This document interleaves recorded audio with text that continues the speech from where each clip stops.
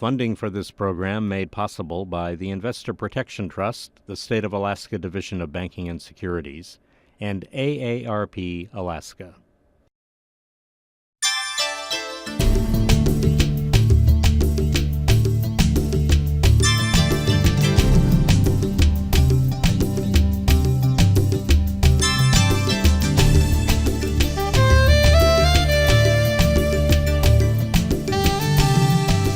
In today's program, we'll look at what is needed to be prepared for outdoor adventures in Alaska's wilderness. Now here's your host, Ann Secrest. Hello everyone and welcome to AARP Alaska. Today our guest is Mike Motti, who is an EMT as well as a longtime instructor for Wilderness Medical Associates. Mike, thank you so much for joining us today. Thanks for having me. Well, first of all, I have to ask, you've taught for the last 28 years for Wilderness Medical Associates, and you've also served as an EMS coordinator for a regional health corporation where you taught EMS, wilderness, and search and rescue courses. You're a search dog handler and member of the Sitka Mountain Rescue, which is a Mountain Rescue Association certified search and rescue team. That's quite a record there. As an EMT, how long have you been an EMT and what brought you into that profession? I actually was started in EMS before I became an EMT back in the 70s, and all I wanted, to be honest, was a free lift ticket. So I joined the ski patrol. And then discovered that taking care of patients was also appealing to me. That led to a career in EMS. In 1983, I became an EMT. A few years later, an EMT instructor, and then a couple years after that, started teaching for Wilderness Medical Associates. Because being an EMT in Alaska, the progression from ambulance EMT to wilderness EMT is the natural, and then, of course, then you get into search and rescue. So it all started for your desire to have a free lift ticket. That was it. That was it. Awesome. Now in this program, we're going to be talking about preparation and prevention. And there are many people throughout Alaska who really want to take advantage of the beauty of Alaska's wilderness, but they're not prepared or really not aware of what could possibly go wrong. So where do people start? Where's the first place they should start? Okay.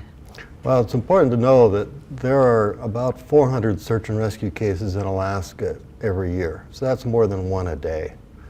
And I think the thing that people need to realize is that things can happen. You don't know how your day is going to end. So one of the first things we recommend is filing a trip plan with a responsible party whenever you go out for either for a weekend or even for a day. Now we have an example for Alaska State Troopers. We have it up on our screen. And I have to question you, even for a day or for a weekend, if you're just going out camping, you should file this? Yeah, every time I go out for a day hike, I let somebody know where I'm going.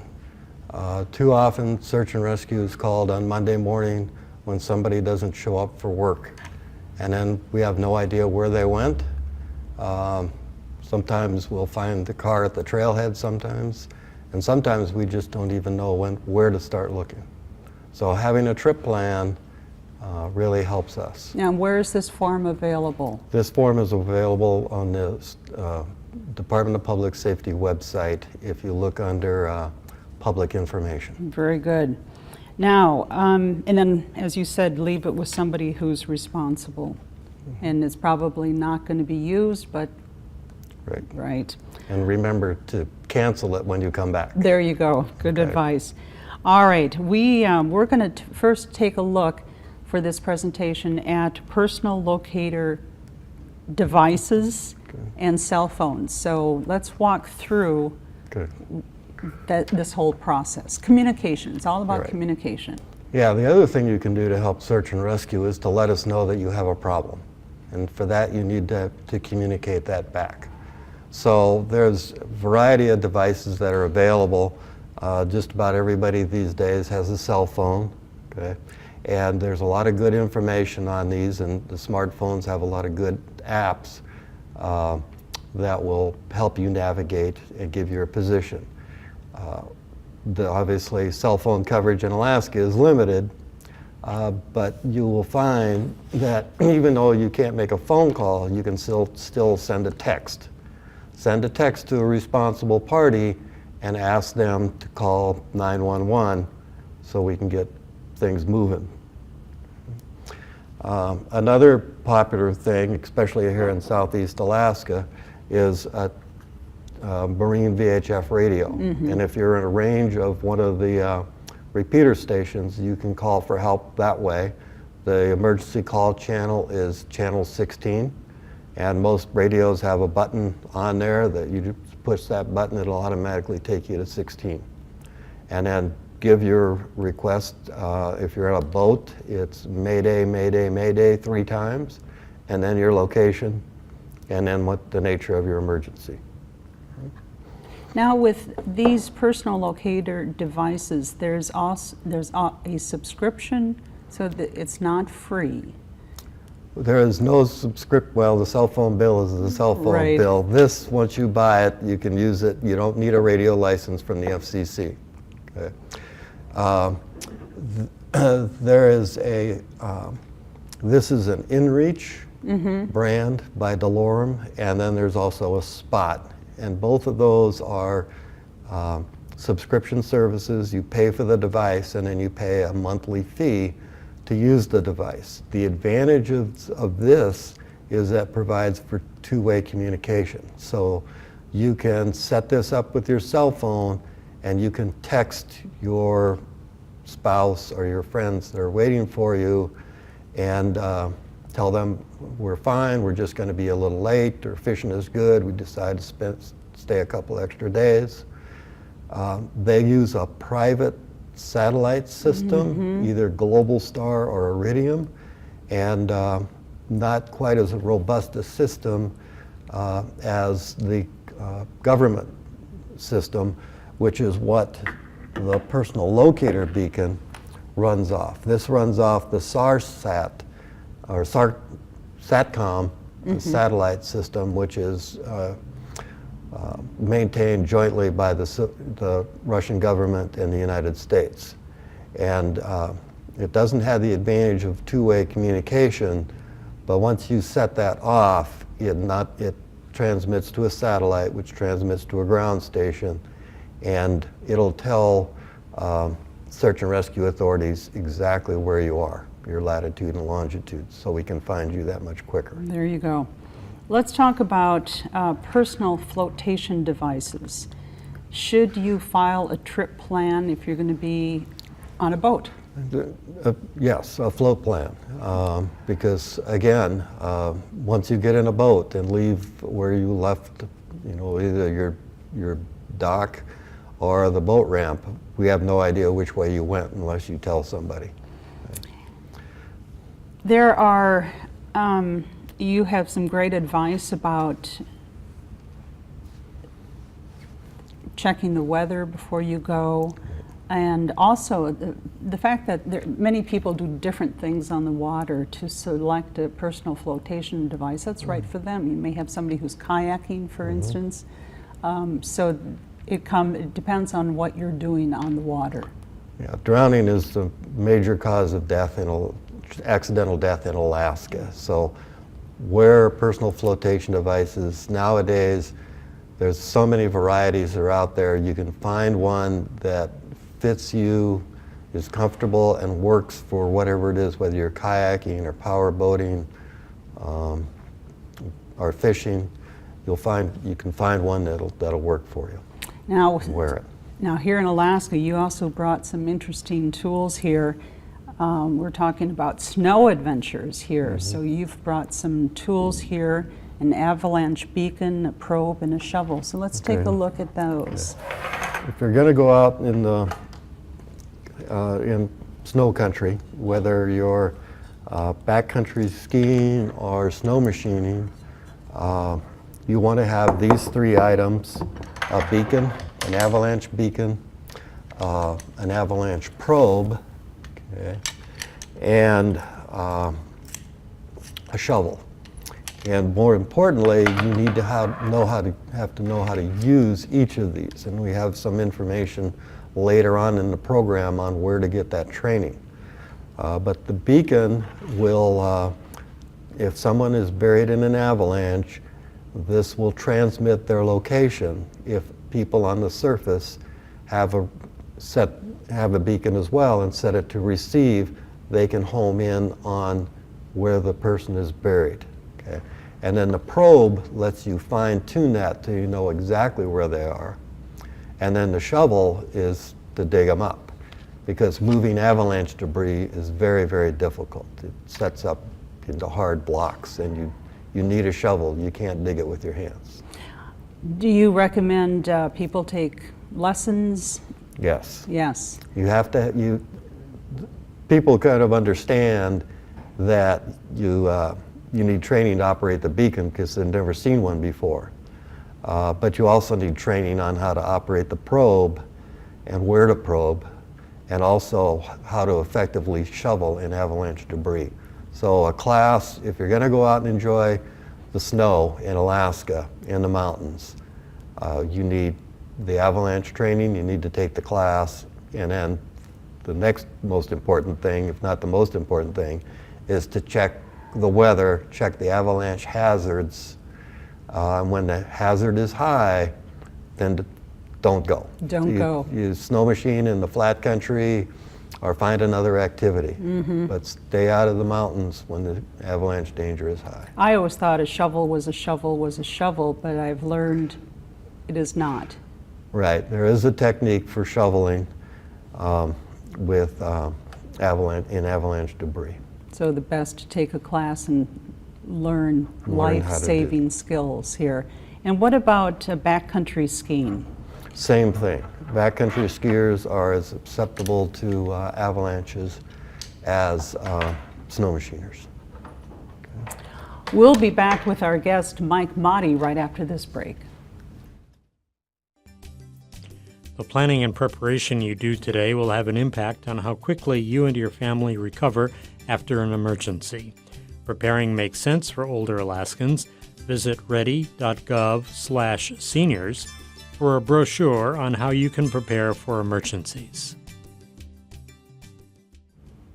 We're back with Mike Motti, who has a long track record teaching what it takes to be prepared in the wilderness.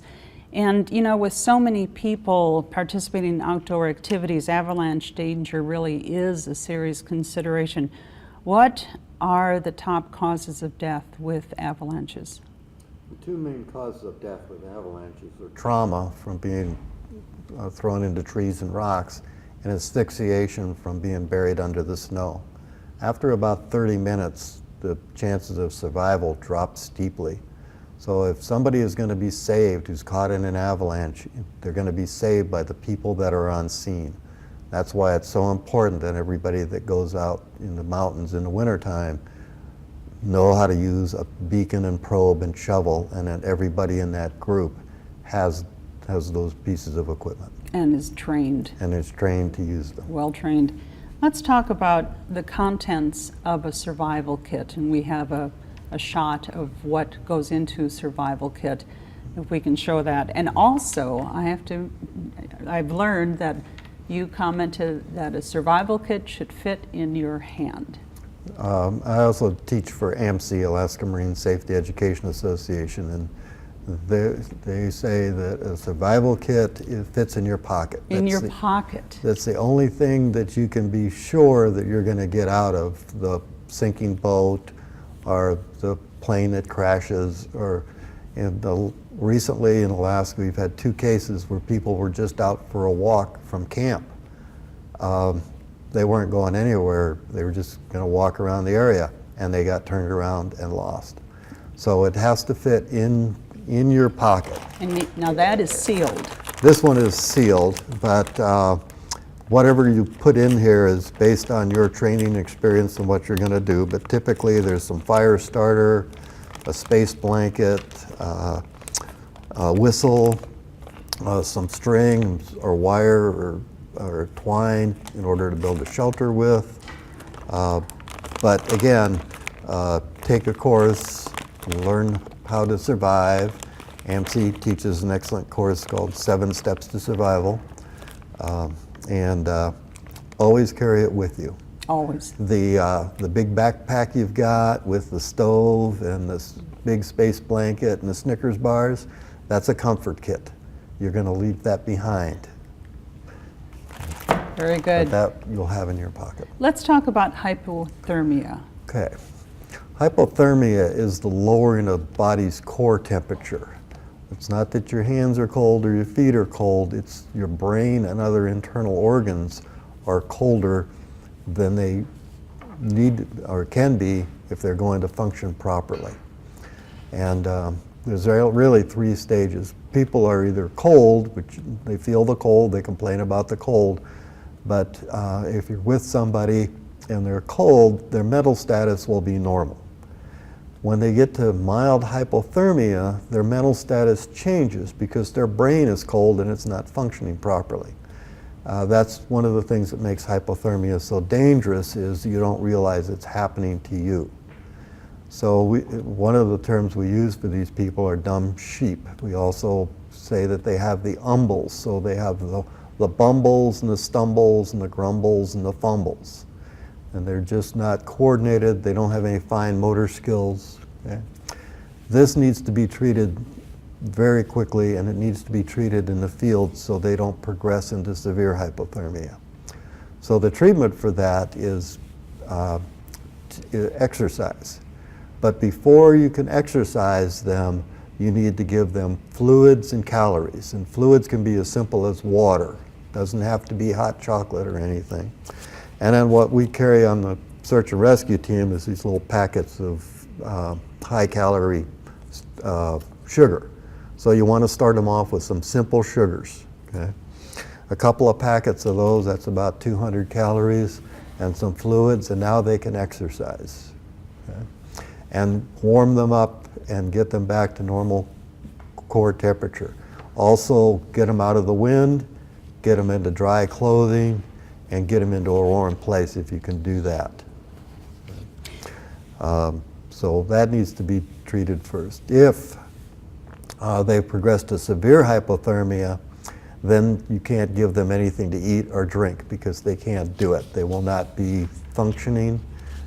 If somebody cannot hold the cup themselves and drink, they shouldn't have fluids. If they can't eat the Snickers bars by themselves, they shouldn't have it. These people with severe hypothermia may have very low pulse or slow pulse, difficult to detect. It may be difficult to detect if they're breathing. The most important thing for them is to treat them gently. Do not treat them roughly. It is a life-threatening emergency, but you definitely do not want to pick them up, throw them over your shoulder, and run to help. Okay? They took them a long time to get that cold. It's going to take a long time to get them warm again. But if you treat them roughly, their heart goes into ventricular fibrillation, which is the same cardiac rhythm as a heart attack. And then it's difficult to get them out of that.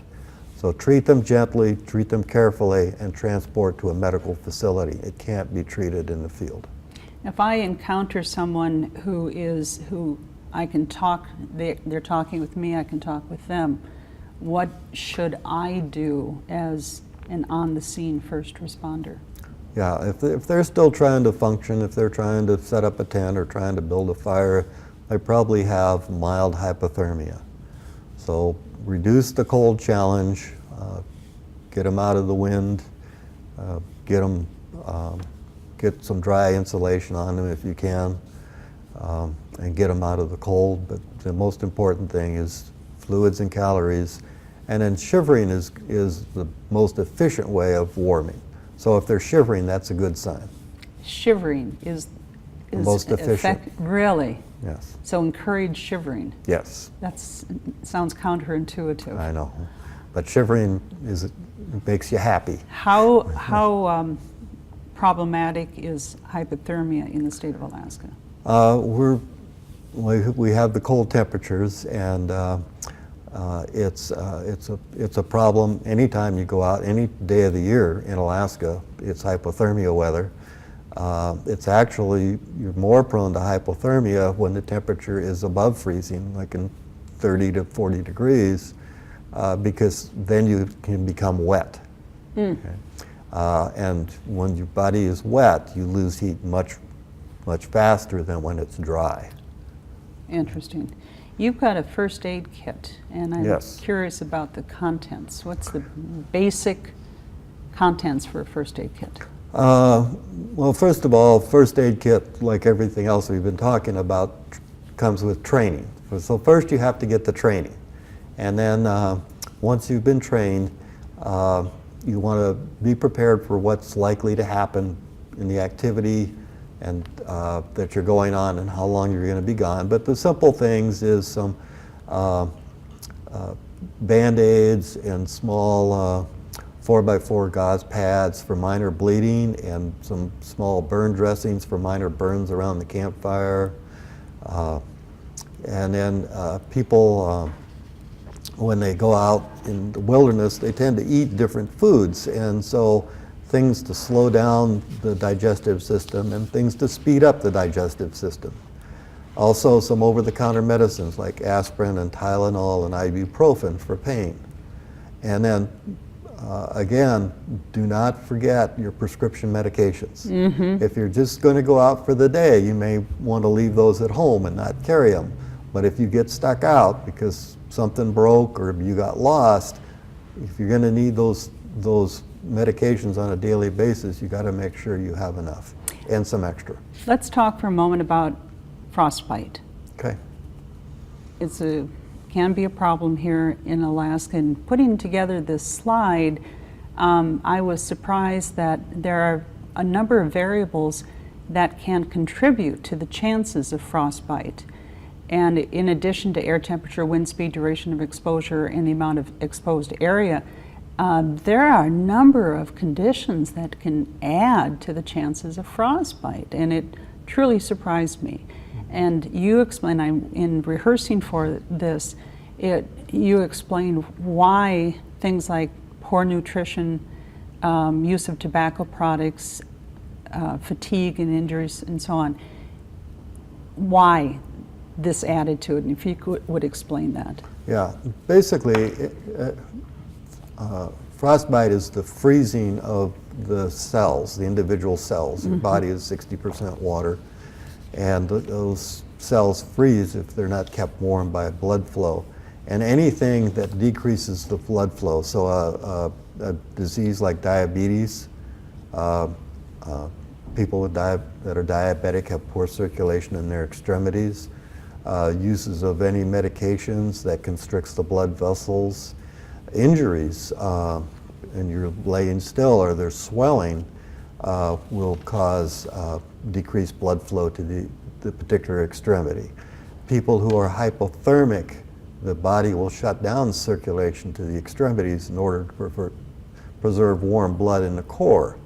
So people that are injured will be more prone to hypothermia or frostbite. Anything that decreases the circulation. I want to show a photo, and I want to thank James Polson of Sitka Daily Sentinel. This is a picture of you with your dog Radar.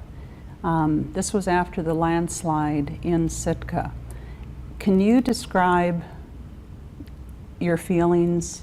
Can you describe what you're doing in this photo? It's a remarkable photo. Okay.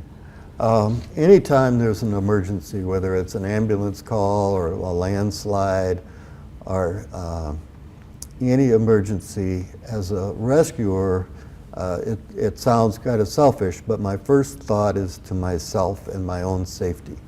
Am I trained to be where I'm at? Do I have the proper safety equipment? Okay. Because if I get hurt, then I can't help anybody else. And then whatever other rescuers are there, their efforts are going to be diluted to try and help me. And then the second concern I have is my teammates, for the same reason. If they get hurt, okay, then I have to go help them. and the original victims what we're looking for are going to have to wait. And then the third is the general public. We don't want anybody else to get hurt, and certainly don't want anybody else to be killed. So we want to keep them out of harm's way.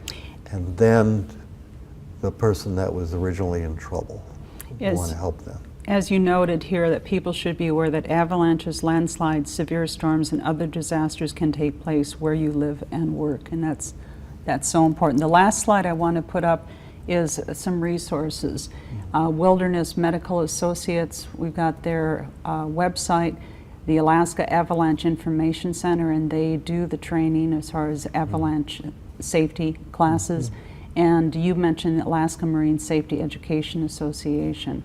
So you've got people have a number of resources that they can turn to for education in the wilderness. Safety education. Wonderful. Right. I want to thank our guest Mike Motti, EMT and instructor for Wilderness Medical Associates. Mike, thank you so much for being with us today. AARP is a nonprofit, nonpartisan member organization with more than 87,000 members in Alaska. AARP is dedicated to enhancing the quality of life for all as we age. We lead positive social change and deliver value to our members through information, advocacy, and service. Thank you for watching AARP Alaska.